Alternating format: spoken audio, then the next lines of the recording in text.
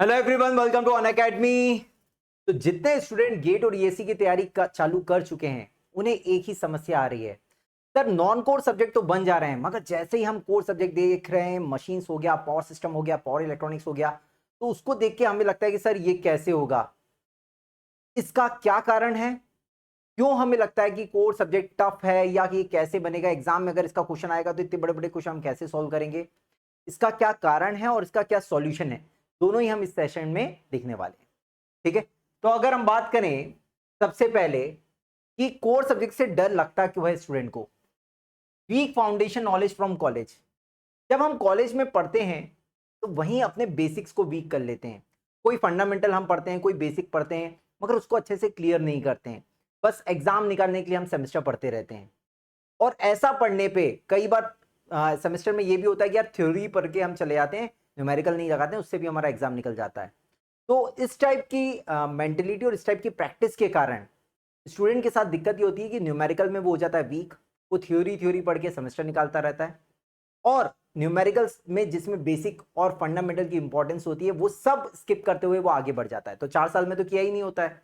फिर जब वो तैयारी करने आता है तो यहाँ पे देखता है, तो यहाँ पे भी क्या होता है कि बहुत सारी चीजें हैं। जैसे अगर हम कोर सब्जेक्ट की बात करें, फंडामेंटल को नॉन कोर सब्जेक्ट तो चल जाता है, उसमें थोड़े बहुत फंडामेंटल क्लियर है, पर नॉन कोर सब्जेक्ट के बेसिक्स वीक होने का कारण, जैसे कि नेटवर्क हम बोलते हैं, network is a basic subject for all core subject. तो नेटवर्क में ही हमारे फंडामेंटल क्लियर नहीं है, एसी एनालिसिस हमारा वीक है, कॉम्प्लेक्स हमारा वीक है। ठीक है, हमें पता ही नहीं पोलर फॉर्म रेक्टेंगुलर फॉर्म कैसे होता है, कैसे कन्वर्जन होता है, और हम चाहते हैं कोर सब्जेक्ट को समझ लें, फेजर को समझ लें। तो वहां पे हमें फिर कोर पढ़ने में डर भी लगता है और समझ में भी नहीं आता है, और समझ में आ भी गया तो डर लगता है कि यार ये क्वेश्चन प्रैक्टिस कैसे करेंगे।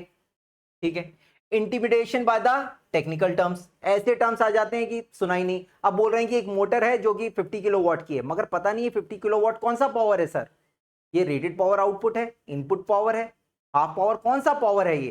तो ऐसे टेक्निकल टर्म्स आते हैं, तो वो क्लियरिटी ना होने के कारण भी हमें कई बार डर लगने लग जाता है कि यार क्वेश्चन देख रहे हैं, 2 सेंटेंस पढ़ रहे हैं, मगर कुछ समझ में नहीं आ रहा है। लैक ऑफ प्रॉपर स्ट्रेटेजी, यही बात कि हम बिना किसी स्ट्रेटेजी के कूद जाते हैं कि यार कोई सब्जेक्ट हमें स्टार्ट करना है, मगर फंडामेंटल से भी स्टार्ट नहीं करते और ना कोई स्ट्रेटेजी होती है, बस करना है। क्वेश्चन पढ़े तो हमसे, टॉपिक पढ़े तो हमसे क्वेश्चन बनना चाहिए, हम ऐसा सोचने लग जाते हैं। ठीक है, trying to do everything at once, और एक ही टाइम पे लगने लग जाता है कि यार जल्दी से मुझे ये, एक टाइम बाउंड हम कर ही लेते हैं कि यार भाई 1 महीने में मुझे ये पर्टिकुलर सब्जेक्ट खत्म करना है, तो बहुत सारी चीजें चालू कर देते हैं। कई स्टूडेंट अभी बता रहे हैं कोर्स सब्जेक्ट चालू किया और पैरेलल में 3-4 सब्जेक्ट चालू कर दिए। तो स्ट्रेटेजी वीक है, तभी तो आपने 3-4 सब्जेक्ट चालू कर दिए और एक भी अच्छे से नहीं हो रहा है। Every aspirant find some topic difficult, और ये सबके साथ होता है। कोई टॉपिक किसी को टफ लगता है, कोई टॉपिक किसी को टफ लगता है, मगर टफ कोई भी चीज नहीं होती है, कोई भी चीज टफ नहीं होती है। और बात यह है कि सिर्फ आपने आज तक उसको टाइम दिया है। मेरे हिसाब से तो एक ही चीज है, वो ये, जिस चीज में आपको लगता है ये टफ है, आप उसको प्रॉपर टाइम दो। अगर आप टाइम दोगे तो हो ही नहीं सकता कि वो टफ है, क्योंकि आज तक आपने उसे टाइम नहीं दिया है, जल्दी से इसको स्किप करके आगे बढ़ने की कोशिश की है, इसलिए वो पर्टिकुलर सब टॉपिक, वो पर्टिकुलर फंडामेंटल, वो पर्टिकुलर बेसिक, या वो पर्टिकुलर कोर सब्जेक्ट वो आपका वीक है, क्योंकि आपने टाइम नहीं दिया है। उसको टाइम देना जरूरी है, और कितना टाइम देना, क्या टाइम देना, यही सब बात करने वाले हैं। अच्छा, सॉल्यूशन से पहले मैं आपको बता दूं कि जितने स्टूडेंट अन अकेडमी को एनरोल कराना चाह रहे हैं, तो अभी प्राइस हाइक होने वाली है। तो जिनको प्रिपरेशन स्टार्ट करनी है, गेट और ईएससी को एनरोल कराना चाहते हैं, तो 21 जून से प्राइस हाइक होने वाली है। इससे पहले पहले एनरोल करा लीजिए, कोड यूज कीजिएगा अनलॉक, और आप अपनी गेट की प्रिपरेशन स्टार्ट कर सकते हैं 8999। अब बात करते हैं हम क्या है इसका सॉल्यूशन, कोर सब्जेक्ट को कैसे हम महारत हासिल करें। ठीक है, सबसे पहले मेरा तो हमेशा जब सुबह को मैं क्लास लेना स्टार्ट करता हूं तो स्टूडेंट से मैं यही कहता हूं, आप जो भी सब्जेक्ट पढ़ने के लिए जा रहे हैं, जो भी सब टॉपिक पढ़ने जा रहे हैं, सबसे पहले उससे प्यार करना इंपॉर्टेंट है। Love your subject before starting it. Student पहले ही उसके लिए एक माइंड में फ्रेम बना के रखा है कि अरे यार ये टफ है। अगर टफ है तो फिर प्यार कैसे करोगे, प्यार नहीं करोगे तो सब्जेक्ट अच्छा कैसे बनेगा। तो पहले तो एक अपने से फॉल्स प्रॉमिस करो। फॉल्स प्रॉमिस क्या है कि यार ये सब्जेक्ट मुझे बहुत पसंद है, ये टॉपिक मुझे बहुत पसंद है। आपको भले ही ना पसंद हो, मगर आप ये बोलो यार I love this particular topic. आप देखना उस पर्टिकुलर टॉपिक को देखने का नजरिया आपका चेंज हो जाएगा, सब्जेक्ट को देखने का नजरिया चेंज हो जाएगा। आप उसमें शॉर्टकट ढूंढने की कोशिश नहीं करोगे, आप उसको जल्दी खत्म करने की कोशिश नहीं करोगे, आप उसको टाइम देना चालू करोगे। सेकेंड टाइम, प्योर ऑब्जेक्टिव, आपका ऑब्जेक्टिव भी सही होना चाहिए उस सब्जेक्ट को पढ़ने के लिए। क्या ऑब्जेक्टिव? भाई हम हमेशा क्या पढ़ते हैं, अरे यार ये मशीन्स में पढ़ रहा हूं इसीलिए जिससे गेट में क्वेश्चन आए और मेरा बन जाए, बात खत्म, इसके बाद तुम अपने रास्ते मैं अपने रास्ते। ये ऑब्जेक्टिव खराब है। आपका ऑब्जेक्टिव क्या होना चाहिए कि आप एक इलेक्ट्रिकल इंजीनियर हो, और इलेक्ट्रिकल इंजीनियर को मशीन्स के बारे में एक अच्छी नॉलेज होनी चाहिए, उसके बारे में आपको पता होना चाहिए। भाई अगर जितने भी बात करें mechanical engineer, electronics engineer, IT, CS, जितनी ब्रांचेस बनी हुई हैं उसमें इलेक्ट्रिकल इंजीनियर ही तो है जो मशीन्स को समझेगा। अगर 5-6 लोग एक रूम में बैठे हुए हैं अलग अलग डिपार्टमेंट से और मशीन की कोई बात आएगी तो उसके बारे में नॉलेज किसको होनी चाहिए? इलेक्ट्रिकल इंजीनियर को होनी चाहिए, और स्टूडेंट उसी से भागता है। अगर आपको मशीन्स के बारे में ही नॉलेज नहीं होगी तो क्या बात होगी? तो इसीलिए आपके सामने कोई भी मशीन दिखती है तो उसके बारे में आप नॉलेज गैदर करने के बारे में सोचो, उसके फंडामेंटल, उसके, इसीलिए मैं कह रहा हूं कि ऑब्जेक्टिव आपका प्योर होना चाहिए, सिर्फ एग्जाम तक नहीं। ये तो मतलब ही ऑब्जेक्टिव हो गया कि एग्जाम तक आपने देखा कि हाँ भाई ठीक है आपका काम हो जाए, मेरा क्वेश्चन बन जाए, इसके बाद बात खत्म। बात खत्म क्यों? भाई आपको पता होना चाहिए इंडक्शन मशीन काम कैसे करती है, स्टेटर, रोटर, वाइंडिंग, कैसे हम करंट प्रोवाइड कर रहे हैं, कैसे एक रोटेटिंग मैग्नेटिक प्रोड्यूस हो रही है, कैसे उससे इंट्रैक्शन हो रहा है, कैसे टॉर्क प्रोडक्शन हो रहा है, सारी चीजें हमें पता होनी चाहिए। सिर्फ क्वेश्चन के लिए ही क्यों? ठीक है, तो अपना ऑब्जेक्टिव चेंज करो, से प्यार करो सब्जेक्ट से। Start with one manageable subject. एक कोर सब्जेक्ट पकड़ो, 2 कोर सब्जेक्ट मत चलाओ। एक कोर एक नॉन कोर सब्जेक्ट आप चला सकते हो, मगर मेरा कहना है कि कोर 2 मत करना, एक ही कोर सब्जेक्ट चलाओ। और एक प्रॉपर सीक्वेंस, अगर मैं इलेक्ट्रिकल वालों की बात करूं तो नेटवर्क करो, नेटवर्क के बाद आप मशीन्स कर सकते हो, पावर सिस्टम और इलेक्ट्रॉनिक्स, मेजरमेंट, इंस्ट्रूमेंटेशन, ये एक अच्छा सीक्वेंस होता है। तो इस तरीके से आप सीक्वेंस फॉलो करते हो तो आपका सब चीजें हो जाता है। देखो कई बार क्या होता है, 2 कोर सब्जेक्ट जैसे पावर सिस्टम, मशीन्स क्या है, इंटर रिलेटेड है। पावर सिस्टम की कुछ टर्म्स मशीन में यूज हो जाती है, मशीन की कुछ टर्म पावर सिस्टम में हो जाती है, तो स्टूडेंट को कई बार दिक्कत आती है। तो हम क्या करते हैं, जैसे मैं मशीन्स पढ़ाता हूं तो पावर सिस्टम में कुछ जो बेसिकली मुझे लगता है सबसे कम रिक्वायरमेंट पावर सिस्टम की मशीन्स में पड़ती है, इसलिए पहले मैं मशीन्स पढ़ाता हूं, उसमें भी पर यूनिट सिस्टम बता दिया, अनसिमेट्रिकल थोड़ा सा बता दिया कि अनबैलेंस सिस्टम क्या होता है, तो थोड़े थोड़े जो टर्म्स आते हैं उनको मैं बताते जाता हूं। नेटवर्क तो है ही पूरे कोर्स सब्जेक्ट का बेसिक। तो इस तरीके से एक अच्छा सीक्वेंस बनाओ, और एक सही फैकल्टी आपको इसलिए चूज करना बहुत जरूरी है जिससे आपकी फ्रीक्वेंसी मैच होती है, जो आपके दुख दर्द को समझ सके। अभी मेरा मशीन चल रहा है, बहुत ही बेहतरीन चल रहा है, अभी ट्रांसफार्मर किया हमने, इंडक्शन रनिंग में है, और डीसी मशीन स्टार्ट हो रहा है 27 जून से। जितने लोगों को लगता है कि अरे यार मेरे को ये स्ट्रॉन्ग करना है, 27 जून को सुबह 7 बजे आ जाना, देखना डीसी मशीन को कितने बेहतरीन तरीके से हम वहां पढ़ाएंगे, बिल्कुल सीक्वेंस वाइज और टाइम के साथ। अनअकैडमी में मैं प्लस में जो क्लास लेता हूं उसमें मैं टाइम नहीं देखता हूं कि कितना टाइम लगने वाला है, मेरा टाइम फिक्स नहीं है कितने टाइम में मुझे खत्म करना है, मैं स्टूडेंट के हिसाब से मैनेज करते हुए चलता हूं। और टाइम, मैंने बोला टाइम हमें देना है, जो चीज टफ है उसको ज्यादा टाइम दो, देखना वो इजी बन जाएगी।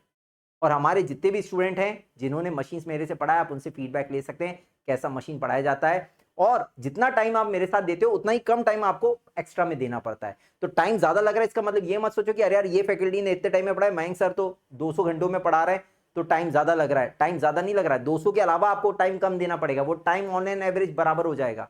और अकेले बैठ के आप करोगे ना तो आपको ज्यादा डिफिकल्टी जाएगी। मेरे साथ मशीन्स पढ़ते हैं तो मैं बिल्कुल ट्यूशन क्लास जैसे मशीन्स पढ़ाता हूं, बिल्कुल आराम से रिलैक्स होके, और एक एक बात को, एक एक चीजों को क्लियर करते हुए जाता हूं, जिससे स्टूडेंट के दिमाग में एक भी छोटा, क्योंकि कोर जब सब्जेक्ट पढ़ते हैं तो वहां पे प्रॉब्लम आती है कि कोई पर्टिकुलर एक छोटी सी बात रह जाती है दिमाग में, अरे यार ये ऐसा क्यों हो गया, ये ऐसा क्यों हो गया। लाइव क्लास में यही तो फायदा है। और आप देखिए बहुत मजेदार चल रहा है अभी मशीन प्लस क्लास में, बहुत स्टूडेंट आ रहे हैं और बहुत बेनिफिट हो रहा है स्टूडेंट को, आप उनसे फीडबैक ले सकते हैं। देखो अगला पॉइंट लिखा है मैंने, give time to it. Student क्या कहता है, जल्दी से मुझे खत्म करना है। अरे भाई जल्दी से क्यों खत्म करना है, आपका ये वीक है ना, आपको इसको टाइम देना चाहिए ना, जल्दी उसको खत्म करो जो आपको आता है पहले से। तो स्टूडेंट क्या करता है, टाइम नहीं देता है। मैं बता रहा हूं कोई चीज टफ नहीं है, कोई भी सब्जेक्ट, कोई भी टॉपिक टफ नहीं है। आपको अभी बैठ के एकदम आप आइस क्लोज करके सोचो यार मेरे को कौन कौन से टॉपिक टफ लगते हैं। जो तैयारी स्टार्ट करी होगी शायद उनको नहीं पता होगा, मगर जो ऑलरेडी तैयारी कर रहे हैं उन्हें पता होगा कि अरे यार ये पर्टिकुलर मेरा टॉपिक वीक है। मगर फिर उसके बारे में आप ये भी सोचो कि आपने आज तक उसको कितना टाइम दिया है, कितना आपने डेडिकेटली टाइम दिया उसे, कि बैठा है कभी किसी दिन आपने बैठा है कि यार आज पूरे दिन भर मैं इस टॉपिक को स्ट्रॉन्ग बनाने वाला हूं, इसको मैं टाइम दूंगा, आराम से मैं इसके लिए पढ़ूंगा, इसके लेक्चर्स देखूंगा, सर से पढ़ूंगा, इस पे टाइम दूंगा, इस पे क्वेश्चन प्रैक्टिस करूंगा। आप ऐसे अपने दिल पे हाथ रख के बोलना, आपने नहीं दिया होगा तभी वो टॉपिक टफ है। टफ है ही नहीं कोई चीज, बस टाइम देने की कमी है। टाइम दो, give time to it. Focus on concept clarity not memorization, ये एक इंपॉर्टेंट। जब मैंने अभी जैसे इंडक्शन पढ़ाया, अब इंडक्शन में टॉक्सिक कैरेक्टरिस्टिक पढ़ा रहा था, तो बहुत सारे टर्म्स ऊपर नीचे आ रहे थे, तो मैं स्टूडेंट को एक ही चीज कहता हूं, अभी आपको याद रखने की जरूरत नहीं, सिर्फ समझो मैं कैसे बता रहा हूं। फोकस ऑन कॉन्सेप्ट क्लियरिटी, आप कॉन्सेप्ट क्लियर करते हुए आगे बढ़ो। याद रखने वाली बातें मैं आखिरी में आपको बता दूंगा, उन पॉइंट्स को मार्क करना, उनको याद रखना। जब आप क्वेश्चन प्रैक्टिस करोगे तो भी आपको पता चल जाएगा कि यार इस पूरे कॉन्सेप्ट में मुझे किन किन बातों को याद रखना है। और इसके लिए अभी दिन में 12 बजे मैं एक सेशन भी चला रहा हूं, आप लोगों ने देखा होगा, फॉर्मूला ड्रिल, ये एक सीरीज चला रहा हूं मैं। फॉर्मूला ड्रिल आप अटेंड करो, आपने देखना उसमें कितने सारे फॉर्मूले तो रिवीजन होते ही है, कॉन्सेप्ट क्लियरिटी भी होती है, कुछ कुछ छोटे छोटे कॉन्सेप्ट्स होते हैं जो हमें याद रखने होते हैं, वो भी आ रहे हैं वहां पे। बहुत मजेदार हो रहा है वो फॉर्मूला ड्रिल, दिन में रोज 12 बजे आ रहा है, वो स्टूडेंट कर रहे हैं मेरे, ठीक है। तो दोनों चीजें इंपॉर्टेंट है। मेमोराइजेशन पे शुरुआत में फोकस मत करो, मेमोराइजेशन बाद में होती है, पहले कॉन्सेप्ट क्लियरिटी होती है, फिर मेमोराइजेशन होती है। तो पहले कॉन्सेप्ट को क्लियर करो, फिर मेमोराइजेशन की तरफ जाओ। तो ये बहुत इंपॉर्टेंट बात है। स्टूडेंट क्या करता है, जल्दी पहले ही देखते ही सोचने लग जाता है यार इसमें मुझे क्या याद रखना है। नहीं, पहले आपको क्या समझना है वो आप देखो, फिर मेमोराइजेशन के बारे में सोचो, ठीक है। तो ये बहुत इंपॉर्टेंट पॉइंट है कि आपको मेमोराइज पहले नहीं करना, पहले कॉन्सेप्ट क्लियरिटी करनी है। कॉन्सेप्ट क्लियर हो जाएगा ना, सारी चीजें आपको दिख जाएंगी, तो फिर आपको याद रखने वाली बात भी आ जाएगी। ये सबसे बेटर तरीका होता है किसी कोर्स सब्जेक्ट को पढ़ने का। स्टूडेंट क्या सोचता है जब गेट की तैयारी करने आया कि अरे यार बस मुझे कोई फॉर्मूला मिल जाए, फॉर्मूला मैं समझ जाऊं और क्वेश्चन आए मैं क्वेश्चन सॉल्व कर दूं। ऐसा गेट नहीं होता है, गेट ये सी पेपर नहीं है, टेक्निकल पेपर है ये। आप ऐसा मत सोचो ऐसे करके आप पेपर निकाल लोगे। अगर ऐसा निकालना चाहते हो फिर आप गलत डायरेक्शन में, आप जाइए बैंक की तैयारी करिए, आप गलत डायरेक्शन में। मैंने इसलिए इस जो टाइटल है ना इसका नाम यही रखा है कि अगर कोर्ट से डर रहे हो तो फिर आप गेट छोड़ दो। कुल मिला के बात ये है, अगर आप गेट निकालना चाहते हो तो अपनी तैयारी में ईमानदारी बरतो, और जो आपको एक्सपीरियंस फैकल्टी बोल रहा है उन बातों पे चलो, वो काम करो। आप देखिएगा जितने स्टूडेंट को मैंने वादा किया है कि कोर्स सब्जेक्ट जो अभी मेरे साथ नेटवर्क के साथ जिन लोगों ने स्टार्ट किया कि नेटवर्क मशीन पावर सिस्टम, लगातार सुबह 3 घंटे मुझे दे दो, 3 घंटे मुझे दे रहे हैं। और मैं उनसे वादा किया है कि 4 महीने बाद आप खुद मेरे को आके बताना कि आज आपकी कोर में क्या स्थिति है। तो कोर सब्जेक्ट के लिए सुबह 3 घंटे मैंने स्टूडेंट को बोल दिया, बस ये 3 घंटे मुझे देते जाओ। एक्स्ट्रा टाइम नहीं भी दे पाते हो कोई बात नहीं, मगर 3 घंटे मिनिमम मुझे दो। आप देखना 4 महीने बाद 5 महीने बाद आपकी क्या सिचुएशन होगी इस सारे कोर सब्जेक्ट में इलेक्ट्रिकल की। रिस्पेक्ट क्वेश्चंस, क्वेश्चन की रिस्पेक्ट करना। स्टूडेंट क्या करता है, क्वेश्चन की रिस्पेक्ट नहीं करता है। क्वेश्चन लिखा हुआ है, आया, पढ़ा, जल्दी से आंसर निकालना है। मैं ये बोलता ही नहीं हूं कि जल्दी से आंसर निकालना, आप टाइम ले लो जितना लेना, मगर मेरा कहना यह है पहले क्वेश्चन की एक एक लाइन एक एक वर्ड का मीनिंग आपको पता होना चाहिए। एकदम आराम से पढ़ो। आप जब पढ़ रहे हो टॉपिक, तब आपका काम नहीं है क्वेश्चन सॉल्व करना, आपका जल्दी आंसर नहीं निकालना काम है, अभी जल्दी नहीं करना है। अभी हमें रिस्पेक्ट करना है क्वेश्चन की, क्वेश्चन देखना, उसके एक एक लाइन का मीनिंग आपको पता होना चाहिए। सारे जितने भी पीवाई को आप लगाते हो 25-30 सालों के, एक एक क्वेश्चन की रिस्पेक्ट करो, प्यार करो उससे। क्वेश्चन को आराम से लिखो, उसमें गिवन डेटा का मतलब निकालो कि एक एक लाइन का क्या मतलब है। अगर बोल रहे हैं 3 फेज इंडक्शन मोटर है 50 किलोवाट की, 4 पोल की, 50 हर्ट्ज की, ये फुल लोड पे चल रही है, इसकी स्पीड इतनी है, सारी चीजें आपके सामने आनी चाहिए कि हाँ इसका मतलब क्या है, आपके दिमाग में एकदम क्लिक आ जाने चाहिए कि हाँ 3 फेज 50 किलोवाट की मोटर है, रेटेड पावर आउटपुट 50 वाट है, मतलब जब ये रेटेड लोड को डिलीवर करेगी तो 50 किलोवाट होगी। 4 पोल 50 हर्ट्ज है, मतलब इसकी सिंक्रोनस स्पीड 1500 आरपीएम है, 1450 आरपीएम पे घूम रही है, मतलब इसकी स्लिप होगी 1500 माइनस 1450 अपने 1500। ऐसे आपके दिमाग में चीजें दिखनी चाहिए, इमेज क्रिएट हो जानी चाहिए, तब मजा है पढ़ने का। मैं आपको बता रहा हूं ये मजा है कोर्स सब्जेक्ट का। आप आओ इलेक्ट्रिकल मशीन में प्लस क्लास में, आपको पता चलेगा कि कैसे पढ़ाया जाता है वहां पे, ठीक है। आप आइए और देखिए, आपको मजा आ जाएगा। कोई भी एक टॉपिक रैंडम उठाइए, आप टॉपिक उठाइए, मगर रैंडम टॉपिक मतलब शुरुआत से होना चाहिए, फर्स्ट लेक्चर। ऐसे नहीं कि सेकंड लेक्चर में आके बैठ गए, बोले सर मुझे रोटेटिंग माइंड फील्ड बता दो आप, मैं देखने की कोशिश कर रहा हूं, ऐसा नहीं। कोर्स सब्जेक्ट में सीक्वेंस बहुत इंपॉर्टेंट है, बहुत इंपॉर्टेंट है, ठीक है। सीक्वेंस बहुत इंपॉर्टेंट है, पहले टॉपिक से पढ़ना बहुत जरूरी है। इसलिए मैंने यहाँ पे इलेक्ट्रिकल मशीन के 2 पार्ट बनाए हैं, एक फर्स्ट पार्ट, एक सेकंड पार्ट। फर्स्ट पार्ट मैंने बनाया है जिसमें ट्रांसफॉर्मर इंडक्शन की बात करूं, क्योंकि इंडक्शन में थोड़ा बहुत ट्रांसफॉर्मर दिखता है आपको, थोड़ा बहुत वो भी, ठीक है। फिर मैं बताता हूं डीसी मशीन और सिंक्रोनस। तो यहां पे क्या है, एक सीक्वेंस फॉलो होना बहुत जरूरी है, मैग्नेटिक सर्किट आपका स्ट्रांग होना जरूरी है। इसलिए ट्रांसफॉर्मर के पहले मैग्नेटिक सर्किट मैं पूरी प्रैक्टिस कराता हूं। और आज 12 बजे जो फॉर्मूला ड्रिल दिया है, 37 क्वेश्चंस कराए मैंने, उसमें पूरा मैग्नेटिक सर्किट के सिर्फ क्वेश्चन और कॉन्सेप्ट थे। जिसने करा होगा उसको वर्थ लगा होगा, ठीक है। तो ये रिस्पेक्ट करना बहुत इंपॉर्टेंट है क्वेश्चन का। और क्वेश्चन को करने के बाद उसमें हमें कई बार हम ऐसा भी सोचते हैं, आप क्लास में देखिएगा प्लस क्लास में, ऐसा नहीं क्वेश्चन को सॉल्यूशन कर दिया, क्वेश्चन किया, उसको पूरा अच्छी तरीके से देखा, सॉल्यूशन किया, फिर ये भी बैठ के सोचा इसमें और क्या क्या पूछ सकता है। हाँ उसने ये पूछा, ये मैंने आंसर आ गया, मगर और क्या इसमें वेरिएशन कर सकता है, इस टाइप से हमें सोचना होगा, इस टाइप से मिलकर एनालिसिस करना होगा, स्टूडेंट और फैकल्टी को साथ में करना होगा। मैं ये नहीं बोल रहा हूं कि सिर्फ आप करो, क्योंकि आपके अकेले करने से हो सकता है आपको कई डाउट क्रिएट हो जाएंगे। ये तभी हो सकता है जब आप फैकल्टी के साथ बैठ के ये करोगे। तो मैं तो करता हूं अपने इलेक्ट्रिकल मशीन में, अपने कोर सब्जेक्ट्स में, हर पर्टिकुलर क्वेश्चन पे हम एक्सपेरिमेंट करते हैं, देखते हैं कि अरे यार ये ऐसे पूछा हुआ है कि अगर इसको इस तरीके से पूछेगा तो हमें क्या करना होगा। तो सारे ऑप्शंस को हम देखते हैं पीवाईक्यू क्वेश्चन में। इसीलिए 200 घंटे में पढ़ाता हूं इलेक्ट्रिकल मशीन। टाइम लगता है इन सब चीजों के लिए, और टाइम देना जरूरी है। टाइम दोगे तो वो आपको मार्क्स देगा, ठीक है, तभी आपका कोर्स स्ट्रांग बनेगा। प्रैक्टिस पीवाईक्यू कंसिस्टेंटली, बिल्कुल पीवाईक्यू को स्किप नहीं करना है, ये बहुत बेसिक बात है। चाहे कोई भी सब्जेक्ट हो, चाहे कोर सब्जेक्ट हो, चाहे नॉन कोर सब्जेक्ट हो, पीवाईक्यू को पूरी रिस्पेक्ट देना है, एकदम जम के लगाना है। जो भी टॉपिक पढ़ते हो उस पर पीवाईक्यू लगाता लगा। अगर आप पीवाईक्यू क्वेश्चन नहीं लगा पा रहे हो किसी भी सब टॉपिक में कोर सब्जेक्ट के, तो फिर वो पढ़ना आपका व्यर्थ है, कोई मतलब नहीं है। आपने सब टॉपिक पढ़ लिया, उस पर आप क्वेश्चंस नहीं लगा पा रहे हो, खत्म, कोई बात ही नहीं, कोई मतलब ही नहीं है। बल्कि हमें तो पीवाईक्यू का एक्सपेरिमेंट करना है, उसको एकदम ऑपरेशन कर देना है उसका। अगर लगा नहीं पा रहे हो ये तो बात अलग है कि जो पूछा वो तो बताना पड़ेगा। कई कंट्रोवर्शियल क्वेश्चन भी आते हैं, एमटीए क्वेश्चंस आते हैं, एमटीए देखता ही नहीं स्टूडेंट, बोलता है ये तो एमटीए। अरे ये तो क्या हुआ, मार्क्स टू ऑल है तो मतलब गलत हुआ तो क्या हुआ, आप चेक करो ना फैकल्टी के साथ बैठ के कि भाई क्या गलती है इसमें, सही होता तो क्या आंसर होना चाहिए था। ये हमें करना बहुत जरूरी है। जब ये सारी चीजें आप करोगे तो हो ही नहीं सकता कि कोर टफ लगेगा आपको। आप लोग आइए, 27 जून को सुबह 7 बजे डीसी मशीन में स्टार्ट कर रहा हूं, आप लोग आएंगे, आपको मजा आएगा। बात समझ में आई, ठीक है। तो अभी आपको क्या करना है, सबसे पहले एक सब्जेक्ट चूज करना है। जैसे आप कर सकते हो मेरे साथ डीसी मशीन स्टार्ट कर सकते हो 27 जून को सुबह 7 बजे, ठीक है। अभी इंडक्शन मशीन चल रहा है, जिसको इंडक्शन मशीन ज्वाइन करना वो भी कर सकता है, मगर इंडक्शन मशीन में 3-4 क्लास निकल चुकी है, तो 3-4 क्लास आप रिकॉर्डिंग कवर करके आ सकते हो, तो आओ, उसमें भी बहुत जोरदार तरीके से इंडक्शन मशीन चल रहा है। Pick a subject you find interesting, जो आपको लगता है कि भाई एक सब्जेक्ट आपको इंटरेस्टिंग लगता है। मैं तो बोलता हूं इंटरेस्टिंग क्या लगता है, इंटरेस्टिंग तो तब लगेगा ना जब आप सब्जेक्ट को टाइम दोगे, जब आप उससे यार मिलोगे। बिना मिले ही हम दूर से बोल देते हैं अरे यार ये तो टफ है यार, ये इंटरेस्टिंग नहीं है, ठीक है। तो ठीक है, फिर भी मैंने लिख दिया कि इंटरेस्टिंग लगेगा उस सब्जेक्ट से आप मिलो। Prefer subject with strong get weightage, थोड़ा सा प्रेफरेंस डालो। हालांकि कोर सब्जेक्ट में आपको बताऊं तो सबकी वेटेज अच्छी है। इलेक्ट्रिकल मशीन में आप देखोगे मशीन का वेटेज अच्छा, पावर सिस्टम का वेटेज अच्छा, पावर इलेक्ट्रॉनिक्स का वेटेज अच्छा। सीक्वेंस आप यही फॉलो कर सकते हो, machine then power system then power electronics. Measurement शुरुआत में मत करना क्योंकि उसका वेटेज कम है, 3-4 मार्क्स का वेटेज है, 3 मार्क्स 2 मार्क्स का वेटेज है।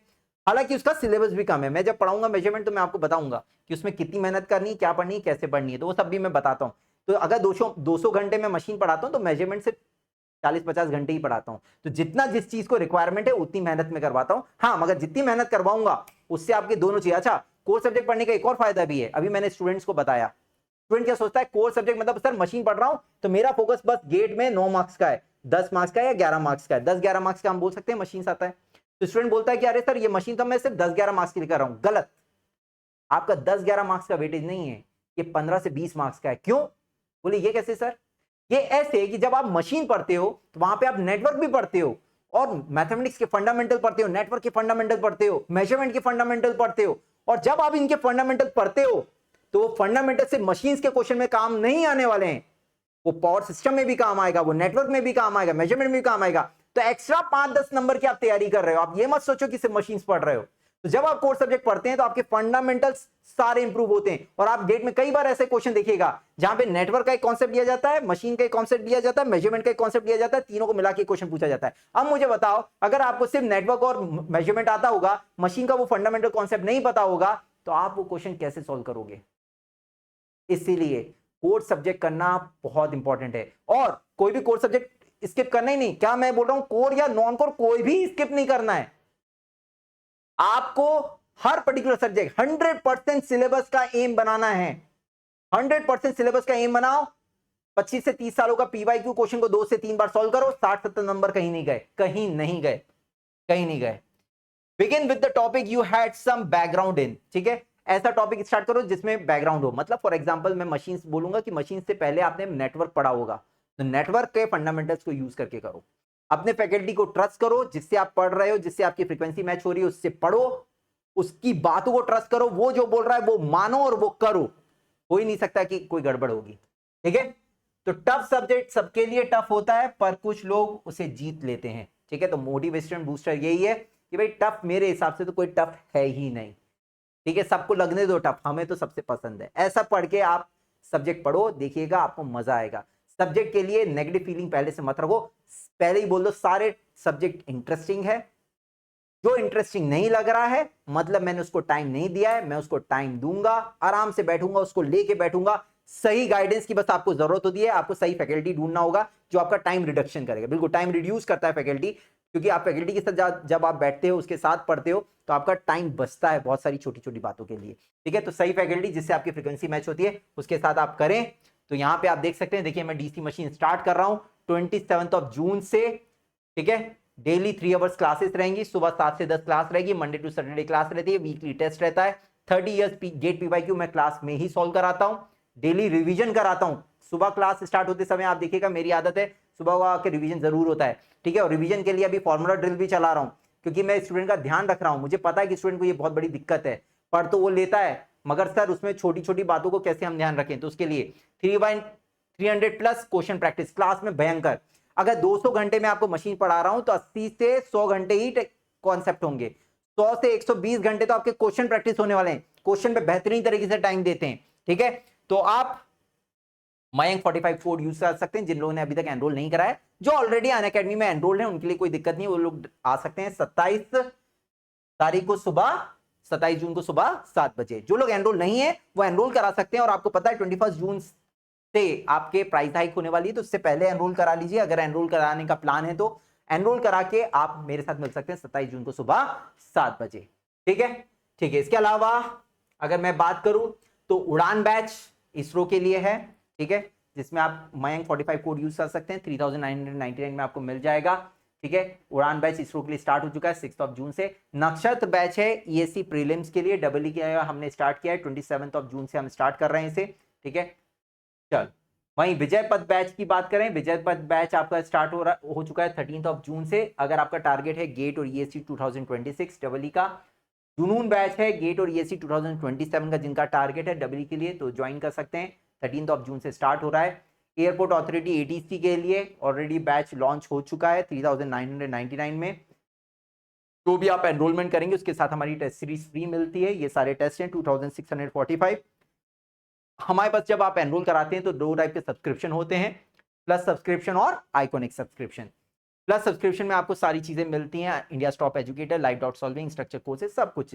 आइकॉनिक सब्सक्रिप्शन में ये सारे प्लस के फीचर्स तो मिलते ही हैं, साथ ही साथ एडिशनल फीचर्स भी मिलते हैं, 1:1 मेंटरशिप, फिजिकल नोट्स, बहुत सारे एडिशनल बेनिफिट मिलते हैं। तो आप प्लस या आइकॉनिक ले सकते हैं। आइकॉनिक जो होता है वो बेटर होता है प्लस के कंपैरिजन में। तो इस तरीके से आप हमें ज्वाइन कर सकते हैं।